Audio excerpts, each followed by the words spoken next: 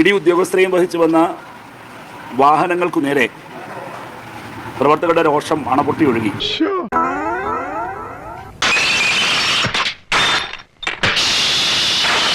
അപ്പോൾ ആ സംഭവത്തിൽ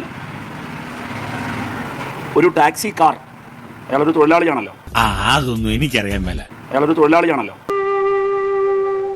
ഒരു സാധാരണ തൊഴിലാളി, ആ കാർ ഉപയോഗിച്ച് ഉപജീവന മാർഗം നടത്തുന്നയാളാണ്. അപ്പോൾ ഈ വലിയ പ്രതിഷേധത്തിനും രോഷത്തിനും ഇടയിലെ ആൾക്കൂട്ടത്തിനിടയിൽപ്പെട്ടു പോയ ആ കാർ നല്ല കേടുപാടുകൾ പറ്റി. വലിയ നിലയിലാണ് ആ കാറിന് കേടുപാടുകൾ പറ്റിയത്. ഞാനൊരു തുക്കട ബസിന്റെ തുക്കട മുതലാളി. അയാൾക്കും പരിക്കേൽക്കുന്ന നിലയുണ്ടായി. രക്തസാക്ഷി ഏതായാലും കിട്ടിയില്ല, അപ്പൊ കൂടെ രക്തം കെടുക്കട്ടെ എന്ന് കരുതി. അപ്പോൾ ഒരു തൊഴിലാളി എന്ന നിലയിൽ ആ തൊഴിലാളിയുടെ ഉപജീവന മാർഗം ആക്രമിക്കപ്പെട്ടു എന്നുള്ളതിൽ CPIM എന്നൊരു പാർട്ടിക്ക് അതിൻ്റെതായ ഒരു ധാർമ്മികതയുണ്ട് എന്ന് ഞങ്ങൾ തിരിച്ചറിയുന്നു. അതിൻ്റെ ഭാഗമായി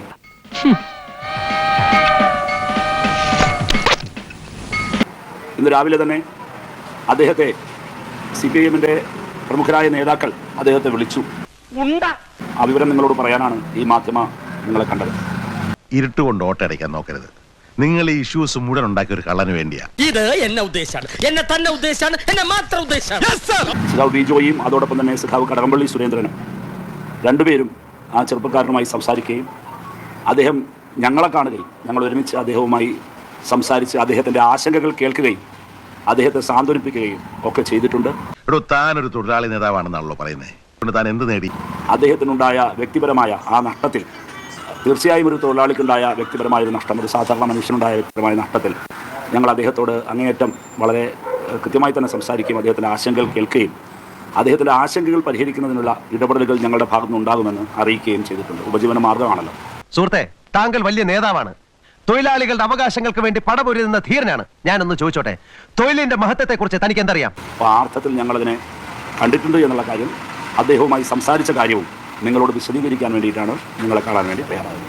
ഒരു വണ്ടിയുടെയാണോ പ്രധാനമായും നിങ്ങളുടെ മുമ്പിൽ വന്ന ഒരാളാണ് ഞങ്ങളുടെ മുൻപിൽ ഇപ്പോഴുള്ളത്. അത് ആ മുൻപിൽ സഞ്ചരിച്ച ശ്യാം എന്ന് പറയുന്ന ഒരു ചെറുപ്പക്കാരൻ്റെ പ്രധാനപ്പെട്ട വാഹനം. അതിനാണ് കൂടുതൽ കേടുപാട് സംഭവിച്ചിരിക്കുന്നത്.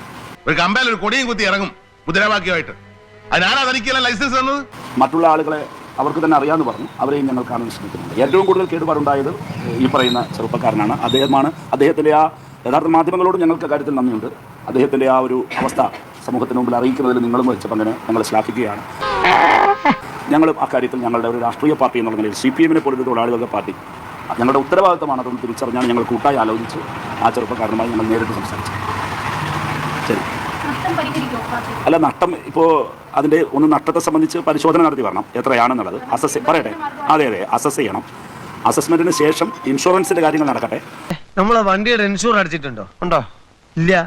അപ്പം നഷ്ടപരിഹാരവും നമ്മൾ തന്നെ കൊടുക്കേണ്ടി വരും. ബാക്കിയുള്ള കാര്യങ്ങൾ എന്താണെന്ന് വെച്ചാൽ ഞങ്ങൾ തന്നെ കാര്യങ്ങൾ അവരുമായി, അതാണ് ഞാൻ പറയുന്നത്. ആ രംഗത്ത് പ്രവർത്തിക്കുന്നതായിട്ടുള്ള ഒരു യൂണിയൻ ഉണ്ട്. ആ രംഗത്ത് പ്രവർത്തിക്കുന്ന യൂണിയൻ ഉണ്ട്, ഓട്ടോ ടാക്സി വർക്കേഴ്സ് യൂണിയൻ. അത് വളരെ ഫലപ്രദമായിട്ട് നമ്മുടെ ജില്ലയിൽ പ്രവർത്തിക്കുന്ന യൂണിയനാണ്. ഒരു തൊഴിലാളി എന്നുള്ള നിലയിൽ അയാൾക്കുണ്ടായിട്ടുള്ള വിഷമം പരിഹരിക്കാൻ യൂണിയൻ ആവശ്യമായിട്ടുള്ള ഈ അടവുകളൊക്കെ ഞങ്ങൾ കണ്ടിട്ടുള്ളത്. ചേട്ടാ, ഇത് അടവൊന്നുമല്ല. അതല്ല, അത് കേസിന്റെ വഴിക്ക് പൊക്കോളും. അതൊന്നും കുഴപ്പമില്ല. അയാളുടെ ഉപജീവനമാണ് ഒരു വിഷമം വന്നിരിക്കുന്നത്. ആ യൂണിയൻ ഇടപെട്ട് ആവശ്യമായിട്ടുള്ള എല്ലാ കാര്യങ്ങളും ചെയ്തു. ഇത് കേസുമായുള്ള ബന്ധപ്പെടുത്തി വേണ്ട. ഒരു വ്യക്തിക്കുണ്ടായ പ്രശ്നം, ഒരു തൊഴിലാളിക്കുണ്ടായ പ്രശ്നം, അയാളുടെ ഉപജീവന മാർഗത്തിനുണ്ടായ ആഘാതം ദൗർഭാഗ്യകരമാണ്. ആ പർട്ടിക്കുലർ ഇഷ്യൂവിനെ ഞങ്ങളെപ്പോലൊരു പാർട്ടി അഡ്രസ് ചെയ്തു.